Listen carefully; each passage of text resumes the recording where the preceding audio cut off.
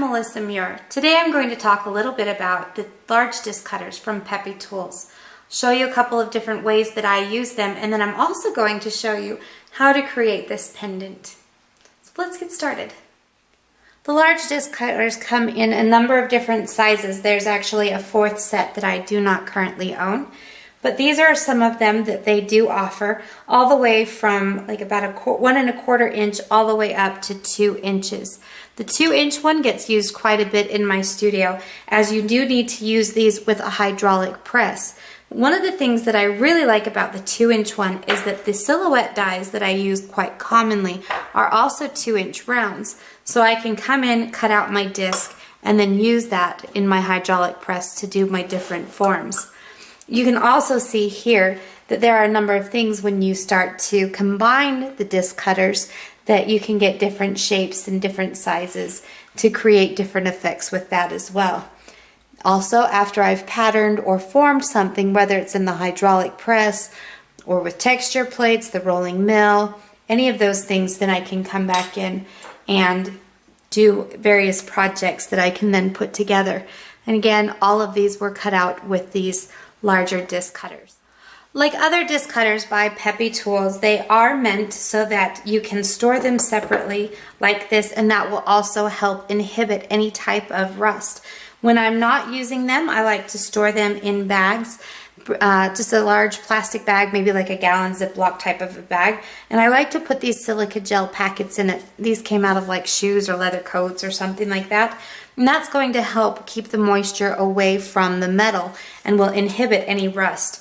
When I'm not using them, I do keep them oiled. There's a number of different products out there that you can use. The one that I like in my studio is called that Bow Shield T9, and that is one that I've covered before. So that will help in keeping your tools coated. When you go to use your disc cutter, it is important. You should always lube the cutting edges of your disc cutters, and that's going to help ensure that there's a nice smooth guided movement through the metal as it shears that. Like the other Peppy disc cutters, they have these little pegs here that that will help align everything nicely and keep everything together as well. And the thing that I like about these is it sandwiches your metal and makes it so that you don't have any of those burrs that you end up with a little less expensive disc cutters. First things first. First thing I've done is I have already gone through and textured a piece of copper to use as my pendant. So you can kind of see that texture here. The next thing that I need to do for this pendant is decide which size disc cutter I'm going to use. Now the thing about these disc cutters is they do need to be used with a hydraulic press rather than with a hammer like you have used with your smaller disc cutters.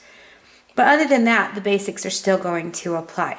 So in this case, I've decided to use a 1 3/8 inch disc for my piece. So I'm just going to get this situated on here. Now one of the things that I also like to do is just make sure that I have my disc cutter balanced properly. So what I'm going to do is just take a piece of scrap that I have that's the same thickness as the metal that I'm going to be cutting, and I'm going to layer this on. And what that does is allow this to make certain that the top is perfectly straight and it doesn't rock, which is going to help keep my disc cutter in alignment as it cuts through. So you can see here everything is lined up. It's actually perfectly aligned with the center and the bottom of our ram, and that's going to make sure that we have nice, consistent, strong pressure going on to this. So what I'm going to do is I'm actually going to do this fairly slow because I don't want to bottom out on this. I don't want to come in and crush the punch itself, because that can damage your cutting edges. But I do want to push this so that it goes all the way through so that it's easy to remove both the punch and the piece that I have punched out. The bottom of these disc cutters is a little bit wider than what the actual disc cutting shaft is, and that allows things to kind of just drop through smoothly. So here I'm at the point where it's about to punch through, and I don't know if you could hear that or not, but there was just a little bit of a clunk associated with that.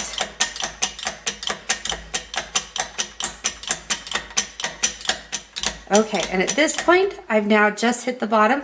Again, I don't want a lot of pressure. I just want enough that I make sure that I bring everything down. So I'm going to release the pressure on the ram. I'm going to kind of slide this forward and have my hand here because things are going to just fall right out. You can see. And we now have our textured disc. And at this point, you can then go to do whatever the rest of your design is. So in my case, I'm going to dap this just a little bit and then solder a tube setting into here, and we'll go to that point, and then we'll do our bail and we'll be finished. So now I have my disc dapping set, and what I've done is I've turned this to the largest. I only want just a really slight dome. So I'm actually not even going to go all the way down into this. What I'm going to do is just place my piece in here. I'm going to take the largest dap, which corresponds to the groove or the round divot that I'm using. I'm just going to kind of tap in here slightly, just kind of check my disc. It's not even yet, so I'm just going to put this back in. And again, I'm not trying to go all the way down to the bottom. So my taps are actually pretty light and pretty directed as to where I want the doming to happen. All right, so at this point I'm pretty happy with that. It's a very shallow curve, you can kind of see that. So there's not a whole lot to that, but that's more of what I want. I don't want to have too much curving in this. So now we're ready to solder on our tube, and then we'll be able to set our stone. So for this section, I'm actually going to solder a little tube on. I have my tube here, a piece of solder, I've got my disc. I'm going to be using paste flux, but liquid flux would work as well. I'm also going to be using my Jumbo Max torch. Obviously this process is a little more involved, so that requires a course or different videos altogether. But what I'm going to do is just come get some of my paste flux, and I'm going to flux my piece. Get that down there. I'm going to then flux also my tube. Just get it nice and covered here.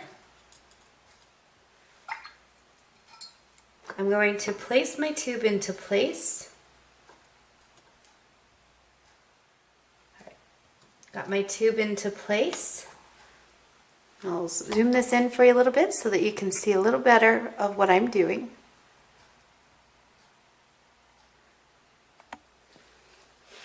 So now, because I'm using silver solder, I'm actually just going to place this right inside of the tube. Push that down so that it connects to the back plate. Get everything into position where I want it. And now I'm going to begin my soldering. Get my torch going. What I'm going to do is I'm just going to gently come in and I'm going to heat up my entire piece. And I want to be very careful because right now that flux is so fluid that it's wanting to bubble that solder out. So once I've got it to this phase, I call this the powdered sugar phase because the flux goes kind of powdered sugary, and then it goes into what I call maple syrup, and then it'll go clear and glassy. Once that flux goes clear and glassy, then it's time for the solder to begin flowing. So I'm just going to move this around here, and I'm watching this seam right here for a little flash of silver for when that solder flows. And it happens very quickly, and there it is. And at that point I want to pull out because I don't want my solder to flow out too far. So from here, take this and I'll quench it.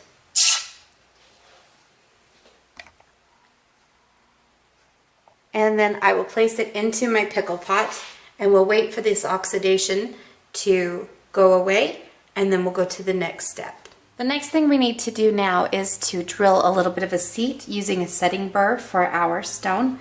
So I'm just going to use a little bit of liquid lube, just a little bit, on my bit here, and that's going to help keep things cool as I drill down into the tube.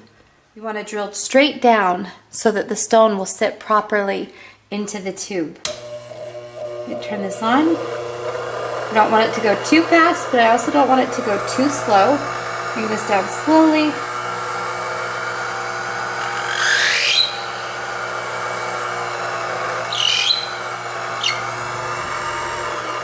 All right, and this one will go really quickly. Once I have my seat cut, then I can take my stone, set it into the setting, test it, just make sure that everything is flush and level. And now I can just come back in with my setting burrs and close this over and hold that stone into place. Once my stone is set, I want to mark where I'm going to drill my hole for my bail, because I'm just going to do a wire bail on this one. So I want to just kind of decide where I'm going to place this. In this case, I want to keep it just above my stone, so not too far up. I like to use a twist drill, a 2-hole twist drill. What I like to do is just come in through the back of it, the underside, and I line up my mark. You can see that in there just a little bit. And that way then I can make sure that I get my hole drilled right where I want it. In this case, you just kind of twist down until it loosens up, and then to get rid of it, or to remove it, I guess, not get rid of. To remove it, I just untwist until it comes out. Now in this case, my metal was pretty soft, and so you'll see some deformation here. In this case, I'm just going to take a small rounded hammer, place it onto a bench block, and just hammer that part back down.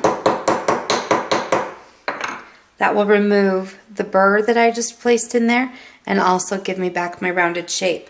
But in this case, I'm going to kind of ruffle these edges a little bit.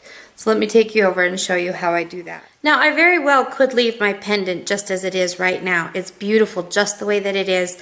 Add a little bit of patina to that, knock it off of the high edges, and it would be fantastic as well. But one of the things I like to do just to add a little bit of dimension to it, and it just takes it to another level, is to kind of ripple these edges a little bit. And you'll see that I'm just working on the end of a 2x4 here. This is actually part of my tables that I'm working on. And all I've done is just taken the cross peen on a riveting hammer and just knocked into the wood. So I've got a couple of divots in here. And what I'm going to do is just place my piece in. And you can see that I've just knocked a little bit of a divot into that. Rotate it around and do it again. And again. And you can put as many as you want, as far apart as you want, or as close as you would like. And you can take them as deep as you would like as well. Just depends on what you want and the look you're after.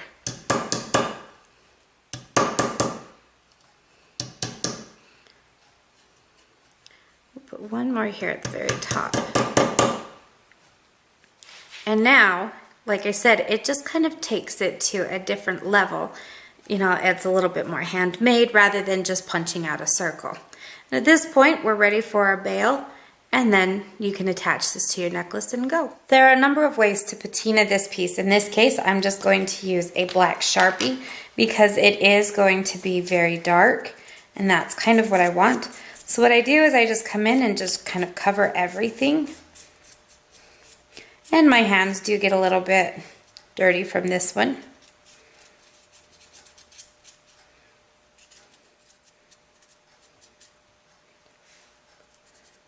Okay, let that sit for just a few minutes and let it dry. And then we'll come back and remove some of that. You can see it just brings out some of that detail. It knocks off the Sharpie off of some of the high points, and things start to really come out as far as that texture goes.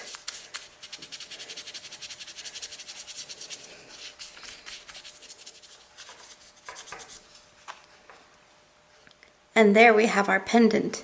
So the last thing that I need to do is to make a bail for this. I'm going to be using 16 gauge copper just so that it matches the rest of my piece, which is copper. What I like to do is kind of hammer the one end of my wire flat, just to give it a little bit better shape once I start to round this out. Once I have it flattened, I will take a file and just kind of round that wire back out, get rid of any sharp edges that might have happened.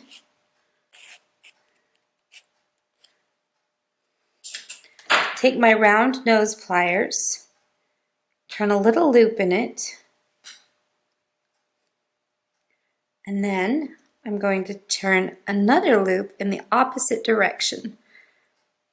And that's going to give me a little hook. And that is what I'm going to hang my pendant on. I'm going to open this up so that I can slip my pendant in.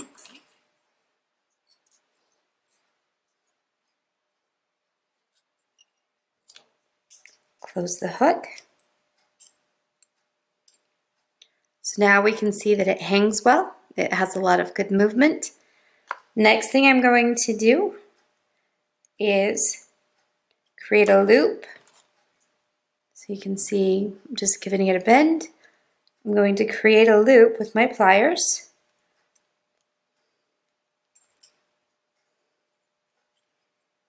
Like such.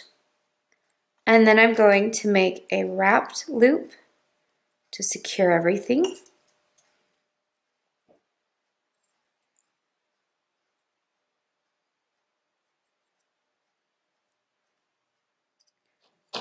Trim off my excess.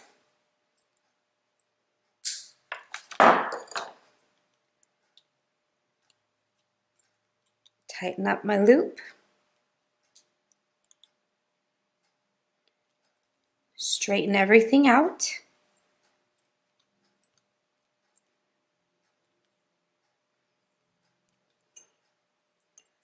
And there's my pendant ready to go.